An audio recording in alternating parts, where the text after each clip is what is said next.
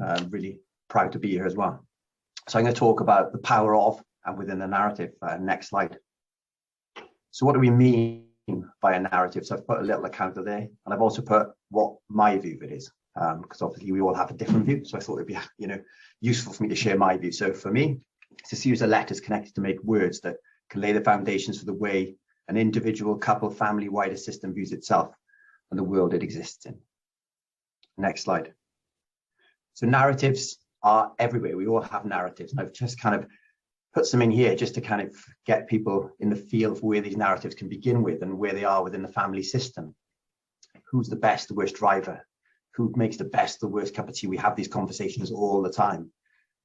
Who's the funny person in the family? We have lots and lots of narratives as we grow from individuals to couples to family systems, in our colleagues, in our workspaces, but they become really, really important. And within the perinatal period, they are more important than ever. Next slide. Perinatal period begins and is such an important part of everybody's life, but for the individual, it can be quite stigmatizing at times. The narratives that build around the mother and the infant. You must be so happy to be pregnant. In response to if there's sickness, at least you got pregnant. Aren't you lucky to be pregnant? These narratives build around and give a message that people should be grateful, which doesn't allow space on the other side for difficulties, for challenges, for being able to hold your hand up and go, I'm finding this really hard right now. Gosh, actually, I'm really noticing the changes in me and how that's making me feel. Narratives around breastfeeding, narratives around how you're going to look after your child, narratives around how you're going to name your child, narratives around whether you're going to find out the sex of the child. All of these build and put pressure on not only the individual, but the family system. And we've obviously talked about dads today. Narratives around what type of dad you're going to be. Narratives around what kind of family you're going to be. Even when you've just given birth, often very quickly, you'll be planning another one then. Narratives, and they're everywhere. And whilst they can be really helpful and supportive, often they can be really powerful in making us see ourselves in a different way or the world that we exist. Can I have the next slide, please? Power. Power is such an important concept and can be used for so many positive growth and ways that we use it, but it can also be really inhibiting. So the power of the narrative cannot and should not be underestimated. When we talk about narratives, there's a type of therapy called narrative therapy. Narratives that are thickened become the dominant narrative, and in the course become synonymous as the individual's name. As I went down earlier, who's the best driver? All of a sudden we have, mum's the best driver, or dad's the best driver. So very quickly we start to join narrative with people's names. And that can also be really, again, powerful and empowering, but equally can be really debilitating. So the power that creates can be both enabling and disabling. For example, Matt is the caring one, Matt the needy one. We can immediately see the difference that this can create in the way that we're received, not only by ourselves, but the world that we live in. Where people create narratives, then they become quite powerful in the way that we move forward, that we feel that we can ask for help or not ask for help. So many of the narratives form in our formative years, and then they expand upon as we move through childhood and our adolescent years. Fundamentally, they lay the blueprints for the way we view ourselves.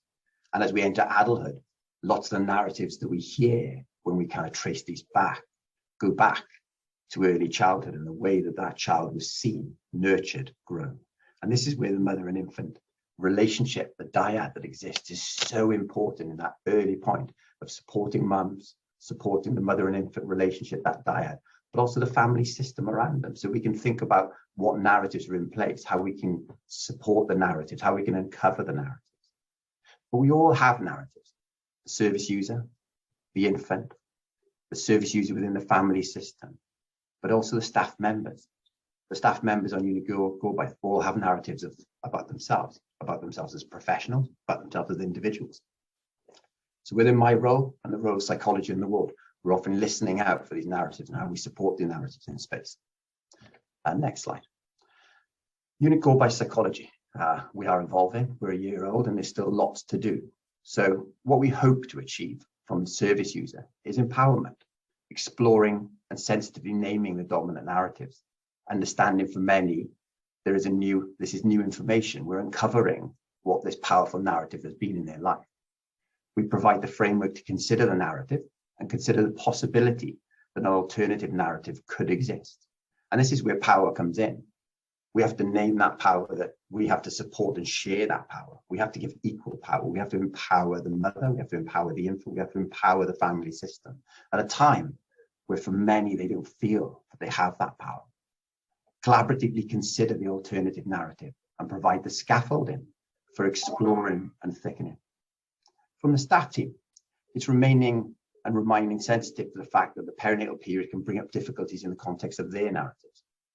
And again, this is really important for creating space for staff members to speak out, to talk in a safe way so that they can provide the best level of care for the dyad and the mother and baby when they're on the ward. So how do we achieve this? So this is done through individual psychology sessions, which is a parent-infant focus, but can also then just have the mother focus. We have individual staff sessions. So we create space where staff members can use that space protectively, so they can think about their own narratives, but also think about how they can best kind of support the mother and infant whilst they're on the ward, support the family system. MDT input, psychology sits with an ability to consult outside, but also within the ward as well. So we attend all of the regular ward round professionals meetings. So we provide that psychological perspective. We bring up the themes of narratives and power and how we make sure that we share that power. Outreach to other services.